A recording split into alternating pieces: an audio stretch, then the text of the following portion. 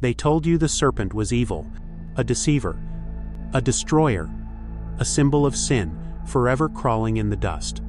But what if I told you that same serpent might be the guardian of divine wisdom, that it holds the key not to damnation, but to liberation? Across continents and centuries, one symbol slithers through the sands of time, feared, revered, and always misunderstood: the sacred serpent. From the ouroboros devouring its own tail to the coiled Kundalini energy said to sleep at the base of your spine, the serpent is everywhere, in temples, in myths, in your own body. This is not just a creature of scales and fangs. This is a code, a current, a cosmic cipher hiding in plain sight. Why did the pharaohs place serpents on their crowns? Why did shamans across the Amazon say the serpent taught them how to heal? Why does ancient scripture describe Satan as a serpent, while simultaneously calling Christ the serpent lifted on a pole? In this video, we're going to shed skin layer by layer and reveal what lies beneath. We'll travel through ancient civilizations, decode mystical symbols, and unravel esoteric teachings that have been obscured by fear, control, and mistranslation. You'll learn how the serpent may not be a monster to kill, but a force to awaken. This journey will challenge what you thought you knew. It might disturb you. It might enlighten you. But it will never leave you the same. So, if you're ready to see beyond the veil, if you dare to face the sacred serpent not with fear but with reverence, then step forward. Because the serpent is not what you think it is. And neither are you. In the oldest known myths of humanity, the serpent slithers not as an enemy but as a teacher. Let's begin in ancient Mesopotamia, where the Sumerian god Enki, lord of water and wisdom, was often associated with serpentine symbolism. In those stories, the serpent was a creature of healing and intelligence, not deceit. Enki was the one who brought forbidden knowledge to humanity not to curse them, but to elevate them. Then in Egypt, the serpent took a regal form. The uraeus, a cobra raised in striking position, adorned the crowns of pharaohs. It wasn't decoration, it was protection, power, and divine authority. The serpent goddess Wadjet was said to spit fire at the enemies of truth. Far from a devil, she was a guardian of sacred order. Meanwhile, in India, the serpent naga was a being of dual nature, terrifying yet wise, dangerous yet compassionate. The Kundalini, a primal energy coiled like a serpent at the base of the spine, represented dormant divine potential. In yogic philosophy, awakening the Kundalini was not damnation, but liberation. The moment it rose through the chakras was seen as spiritual rebirth. Even Greece, birthplace of logic and philosophy, gave the serpent a sacred place. Asclepius, the god of healing, carried a staff with a serpent entwined, a symbol still used by medicine today.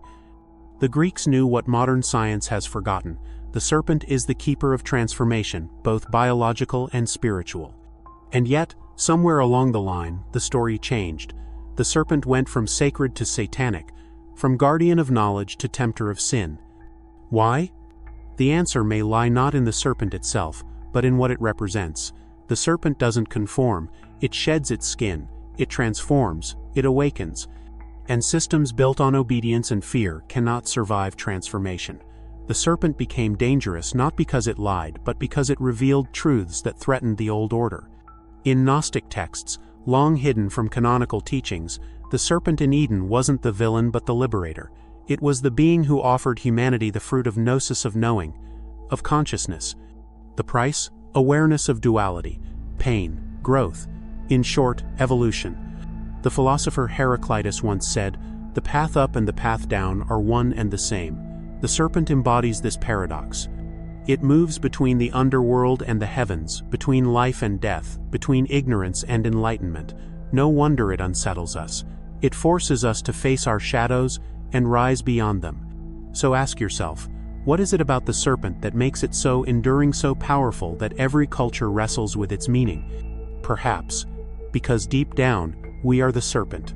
To truly grasp the serpent's mystery, we must stop seeing it as merely a creature and start seeing it as a symbolic language of the soul. Let's begin with its movement. A serpent moves in wave serpentine curves flowing side to side, like energy itself.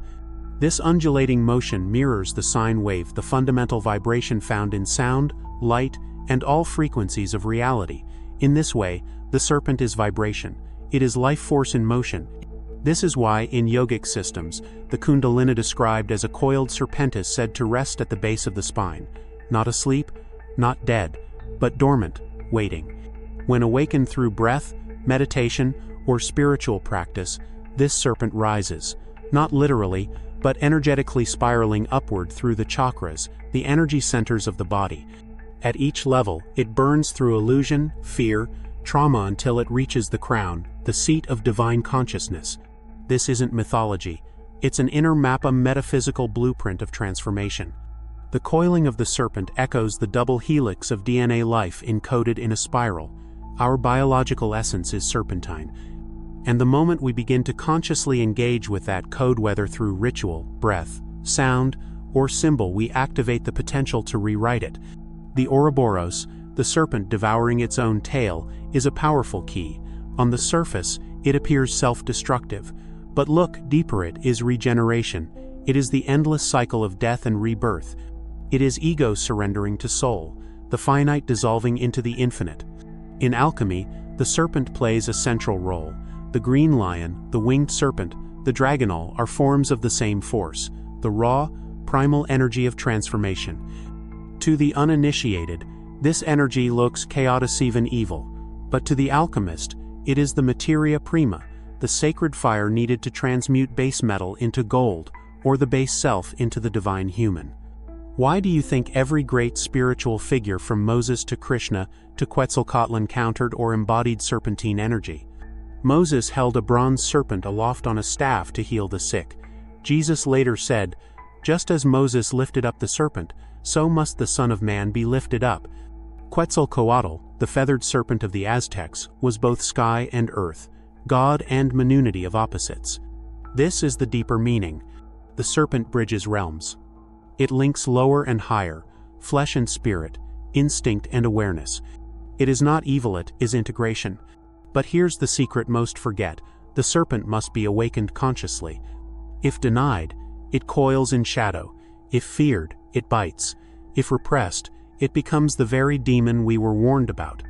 But if faced, if honored, if invited to rise within, the serpent becomes the guide. The ancient Egyptians called this process the weighing of the heart, for one cannot ascend without shedding the old skin, guilt, fear, identity.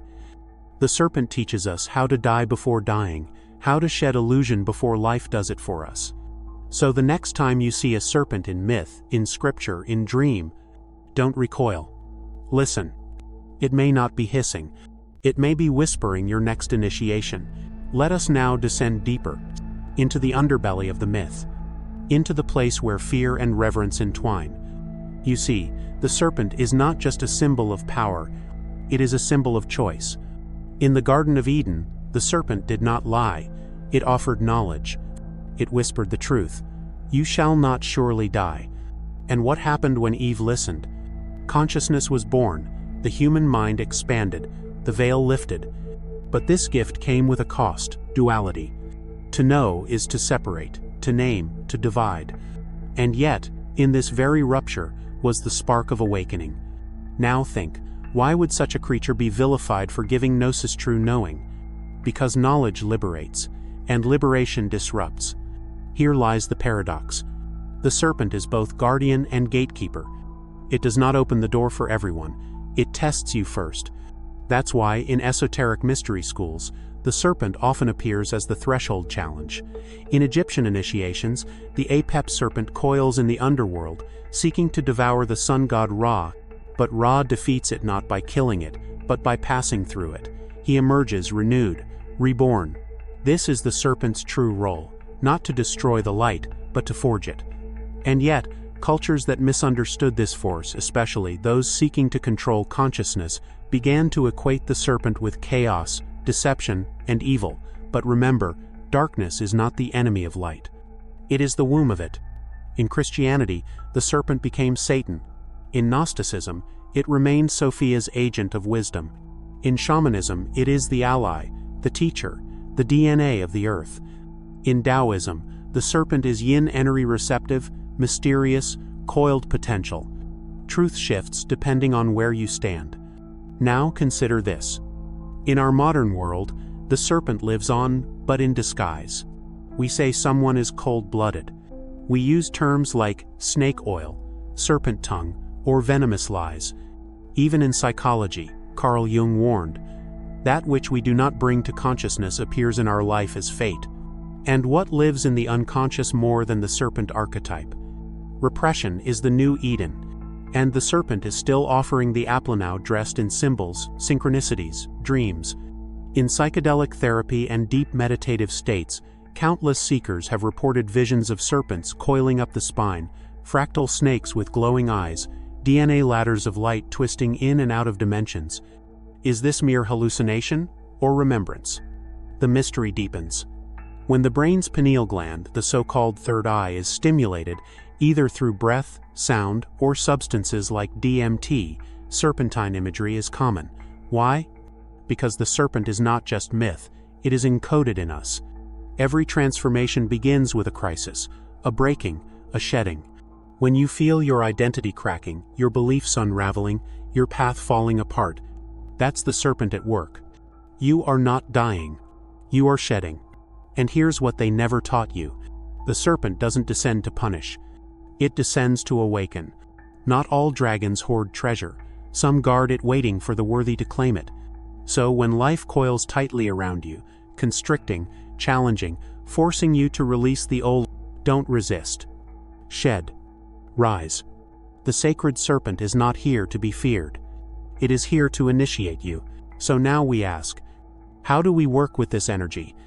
How do we embody the serpent not as a myth, but as a living force? The answer is not found in books or temples. It begins in the body. In breath, awareness, and willingness to shed. Here are 3 timeless ways to engage with the serpent consciously. 1. Kundalini activation, breath and posture. Find a quiet space. Sit tall, spine straight, feet grounded. Close your eyes. Inhale deeply, drawing the breath from the base of your spine upward, as if pulling a golden thread through your body. As you exhale, imagine the energy spiraling, like a serpent winding its way upward through the base, the sacral, the solar plexus, the heart, the throat, the third eye, and finally the crown. Repeat this for 11 cycles. If done with full intention, you may begin to feel heat, tingling, or emotional release. That's the serpent stirring. But do not force it. This energy is sacred. Coax it gently, respectfully. Let it rise in its own rhythm. 2. Symbolic shedding, ritual practice. Once a month perhaps during the new moon, perform a shedding ritual. Write down the beliefs, fears, and identities you wish to release. Then, in a sacred space, burn or bury that list while holding a serpent token, stone, or image. As the flames consume the paper, whisper, I release the skin that no longer serves. I make space for truth to rise. This simple act done with sincerity can trigger profound internal shifts. 3. Dream serpent tracking, subconscious dialogue. For 7 nights before sleep, speak aloud. Sacred serpent, show me what must be seen. I am ready to receive. Keep a dream journal beside your bed. Upon waking, record any serpent imagery, feelings or colors that arise, even if vague. Serpents in dreams often indicate transformation or shadow integration. Over time, a pattern will emerge. The serpent speaks in symbols. Your job is not to interpret, but to listen deeply. What to expect? Working with this energy isn't always blissful. The serpent doesn't hand out enlightenment like candy. It tests. It peels away the false. It will ask you to confront your deepest fears and attachments.